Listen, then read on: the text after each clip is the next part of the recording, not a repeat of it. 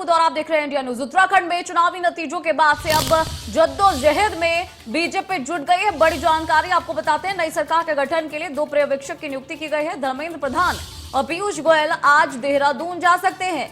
नई सरकार गठन के लिए चिंतन मंथन होगा। सीएम पद के लिए भी गहन चर्चा होगी। बड़ी जानकारी देहरादून से इस वक्त की, जहां नई सरकार का गठन होना है, ऐसे में चिंतन मंथन जरूरी है। इसके लिए उत्तराखंड के चुनावी नतीजों के बाद जद्दोजहद में बीजेपी जुटती हुई नजर आ रही है।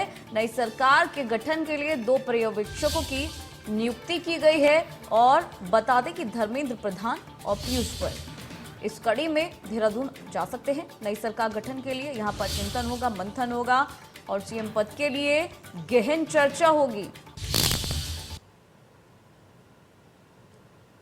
तो यहाँ आपको बता दें कि नए सीएम पद के लिए गहन चर्चा होनी है, चिंतन मंथन होना है। ऐसे में जो बीजेपी है वो पूरी तरह से जुट गई है। 2 पर्यवेक्षकों की नियुक्ति भी की गई है नई सरकार के गठन के लिए।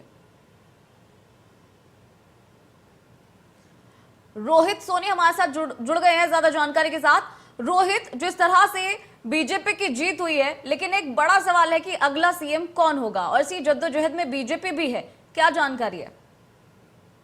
बिल्कुल, देखिए, मतगणना संपन्न होने के बाद, यानी कोई चुनाव प्रक्रिया संपन्न होने के बाद अब उसके नतीजे भी सामने आए हैं, जो कहीं ना कहीं बीजेपी के लिए काफी राहत भरी खबर है। क्योंकि अगर देखें तो 2017 में जो विधानसभा के चुनाव हुए थे, उस दौरान बीजेपी को 57 सीटें प्राप्त हुई थी। तो इस बार 47 सीटें प्राप्त हुई। लेकिन सबसे बड़ी बात यह है कि एक बार फिर से बीजेपी सत्ता पर काबिज होने जा रही है। ऐसे में जो सूबे के मुख्यमंत्री रहे पुष्कर सिंह धामी, वो अपनी विधानसभा सीट से चुनाव हार गए हैं। लिहाजा बीजेपी के लिए अब एक और बड़ी चुनौती होगी कि मुख्यमंत्री कौन होगा, क्योंकि उन तमाम समीकरण साधने होंगे। क्योंकि पहले चर्चा यह चल रही थी मतगणना के मतदान के बाद कि मुख्यमंत्री पुष्कर सिंह धामी को ही फिर से दोबारा जो है रिपीट किया जाएगा और उन्हें फिर से मुख्यमंत्री बनाया जाएगा। लेकिन चुनाव हारने के बाद अब ये कोशिश क्या की जा रही है कि अब अगला मुख्यमंत्री कौन होगा। फिलहाल अगर हम नामों पर गौर करें तो नामों में सबसे आगे जो पुष्कर सिंह धामी का ही नाम चल रहा है, क्योंकि उन्हें मुख्यमंत्री बनाया जा सकता है। हालांकि उन्हें 6 महीने के भीतर एक विधानसभा का सदस्य बनना अनिवार्य होगा, लेकिन 6 महीने के समय उनके पास मौजूद होगा, ऐसे मुख्यमंत्री को बनाया जा सकता है। इसके अतिरिक्त तमाम नाम अन्य आगे चल रहे हैं। अनिल बलूनी की बात करें, वो भी नाम इसमें सेकंड नंबर पे चल रहे हैं। सतपाल महाराज है, धन सिंह रावत हैं, इसके अतिरिक्त रमेश पोखरियाल निशंक हैं।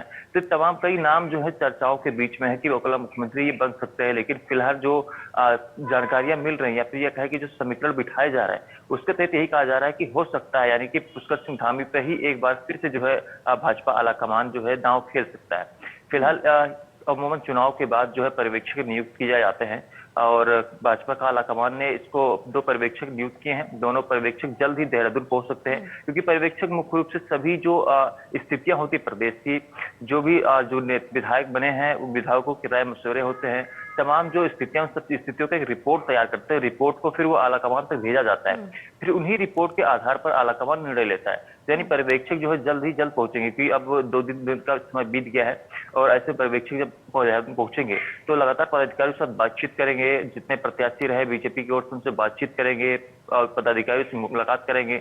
उन सब चीजें पूरी रणनीतियों का स्थितियां जानेंगे कि आखिर किसे मुख्यमंत्री बनाना चाहिए, समीकरण क्या कुछ कहते हैं उत्तराखंड के। तो तमाम मुद्दों को लेकर पर्यवेक्षक सभी रिपोर्ट तैयार करते हैं और उसी क्रम में दोनों पर्यवेक्षक आज जो चर्चा है कि आज दोपहर तक पहुंच सकते हैं, आप आज पहुंच सकते हैं।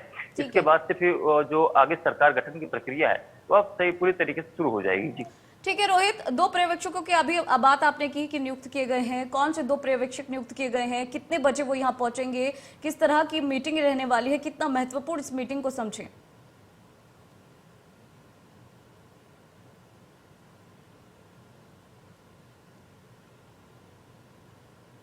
बना हुआ। हालांकि दिल्ली से जानकारी मिल रही कि कल देर रात वह पर्यवेक्षक दोनों दिल्ली से रवाना हो गए, लेकिन आज सुबह चर्चाएं चल रही कि फिलहाल भी वो रात को रवाना नहीं हुए थे। लेकिन अभी सस्पेंस पूरी तरीके से बरकरार है कि ये पर्यवेक्षक, जो दोनों पर्यवेक्षक है, कब तक देहरादून पहुंचेंगे। फिलहाल जो चर्चाएं चल रही कि दोनों पर्यवेक्षक आज पहुंच सकते हैं, यानी कि कब तक पहुंचेंगे अभी कहना, अनुमान लगाना काफी जल्दबाजी होगी। लेकिन अभी बीजेपी संगठन की ओर से भी इसको कोई इशारा नहीं किया गया कब तक वो लोग पहुंच रहे हैं। लेकिन फिलहाल ये चर्चा है कि आज वो दोपहर तक या फिर उससे पहले जो है देहरादून पहुंच जाएंगी। देहरादून पहुंचने के बाद जो है जो बैठकें, यानी कि जो उनकी सरकार गठन को लेकर रणनीतियां तय करनी है, बातचीत करना है, विधायकों से, पदाधिकारियों से बातचीत करना है, उसकी कवायद शुरू कर देंगे। क्योंकि अब समय बेहद कम है, क्योंकि अगर हम ओवरऑल सरकार गठन की समय को देखें तो 23 मार्च तक जो सरकार गठन उत्तराखंड में हो जाना चाहिए था। अगर 23 मार्च तक गठन नहीं होता है तो यहाँ पर राष्ट्रपति शासन लग जाएगा, क्योंकि राज्य गठन 23 मार्च तक ही इसमें समय दिया गया है। तो ऐसे में अब समय काफी कम बचा है, करीब कह सकते हैं 10 दिन का समय है, और इन 10 दिनों के भीतर तमाम प्रक्रियाएं अपनानी होंगी। कैबिनेट मंत्री कौन होंगे, मुख्यमंत्री कौन होंगे, किसको क्या दायित्व दिया है, तमाम चीजों पर मंथन होना है। तो ऐसे में समय बेहद कम है, इसको लेकर के भी जल्द जल्द पर्यवेक्षक उत्तराखंड पहुंचेंगे और सरकार गठन की प्रक्रिया में जुट जाएंगे। जी ठीक है, बिल्कुल बिल्कुल राहुल। धर्मेंद्र प्रधान पहुंचेंगे, पीयूष गोयल पहुंचेंगे यहाँ पर और चिंतन मंथन होगा, और प्रोबेबिलिटी जो है वो ज्यादा पुष्कर सिंह धामी की ही लग रही है, क्योंकि काम तो उन्होंने काफी किया है। हालांकि हार जरूर यहाँ पर उनकी हो गई है, लेकिन संभावनाएं ज्यादा उन्हीं के नाम की है। बिल्कुल, देखिए वजह यह भी बताई जा रही है क्योंकि मुख्यमंत्री पुष्कर सिंह धामी के नेतृत्व में ही विधानसभा का चुनाव हुआ था, और अमूमन तौर पर यही होता है कि जिसके नेतृत्व में विधानसभा के चुनाव होते हैं उसी की ही वही मुख्यमंत्री बनता है। क्योंकि ऐसे देखा जाता है, क्योंकि अगर हम बात करें तो प्रदेश में 3 पार्टी इस बार ढंग से चुनाव लड़ी है, जिसमें से बीजेपी, कांग्रेस और आम आदमी पार्टी, तीनों ही पार्टी के सीएम कैंडिडेट थे वो चुनाव हार गए हैं। पुष्कर सिंह धामी बीजेपी की ओर चुनाव हार गए, हरीश रावत कांग्रेस चुनाव हार गए, आम आदमी पार्टी के जो सीएम कैंडिडेट थे कर्नल अजय कोठियाल वह भी चुनाव हार गए। तो कुल मिलाकर कहीं ना कहीं इस बार जो देखा गया कि तीनों ही सेनापति, तीनों ही पार्टी के चुनाव हार गए। और यह भी वजह बताई जा रही है पुष्कर सिंह धामी के जो मुख्यमंत्री बनने की जो चर्चाएं पहले थी, क्योंकि उनके कार्यकाल में तो चुनाव हुआ, उनके नेतृत्व में चुनाव हुआ, इसके अतिरिक्त जो है इन 6 महीने के भीतर उन्होंने तमाम काम किए हैं, तमाम घोषणाएं की जिन्होंने पूरा किया है, तमाम ऐसे निर्णय लिए हैं जो कहीं ना कहीं जनहित में रहा है। जी ठीक है राहुल, बहुत बहुत शुक्रिया इस महत्वपूर्ण जानकारी के लिए। उत्तराखंड में जनता का मूड थोड़ा बदलता हुआ नजर आ रहा है। वही